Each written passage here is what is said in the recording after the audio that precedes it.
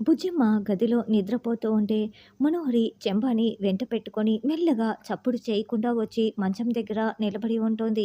అయితే అంతకుముందు రణ్వీర్ చెప్పిన మాటల్ని గుర్తు చేసుకుంటూ ఉంటుంది. బుజ్జమ్మే అరుంధతి, అరుంధతియే బుజ్జమ్మ. అరుంధతికి ఉన్న అన్ని శక్తులు ఈ పిల్లకు కూడా ఉన్నాయి మనోహరి. నేను చెప్తుంటే నీకు అర్థం కావటం లేదు. కావాలంటే నువ్వే ఒకసారి చెక్ చేసుకో అని రణవీర్ చెప్పి ఉంటాడు. అందుకే ఇప్పుడు మనోహరి నిండా ముసుగు కప్పుకొని నిద్రపోతున్న బుజ్జమ్మ దగ్గరికి మెల్లగా వచ్చి దుప్పటి తీస్తుంది. అలా బుజ్జమ్మ ముఖానికి ఉన్న మనోహరి మెల్లగా దుప్పటి తీయగానే అక్కడ బుజ్జమ్మకి బదులుగా దయ్యం రూపంలో ఉన్న అరుంధతి ముఖం కనిపిస్తూ ఉంటుంది. ఒక్కసారిగా బుజ్జమ్మ ముఖం అరుంధతి దయ్యం ముఖంలాగా కనిపించటంతో మనోహరి చాలా కంగారు పడిపోతూ, వణికిపోతూ ఒక 2 గెంతులు వెనక్కి గెంతుతుంది.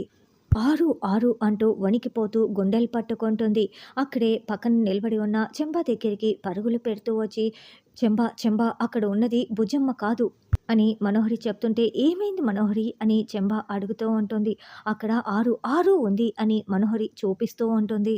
అప్పుడే బుజ్జమ్మ లేచి మనోహరి దగ్గరికి వస్తూ ఉంటే మనోహరి కాస్త కంగారు పడుతూ టెన్షన్ పడుతూనే అరుంధతి అని పిలవటంతో ఇక బుజ్జమ్మ ఏంటి మనోహరి అని అరుంధతి వాయిస్తో గట్టిగా మాట్లాడుతూ ఉండటంతో మనోహరి మరింత చెమటలు పడుతూ వణికిపోతూ ఉంటుంది.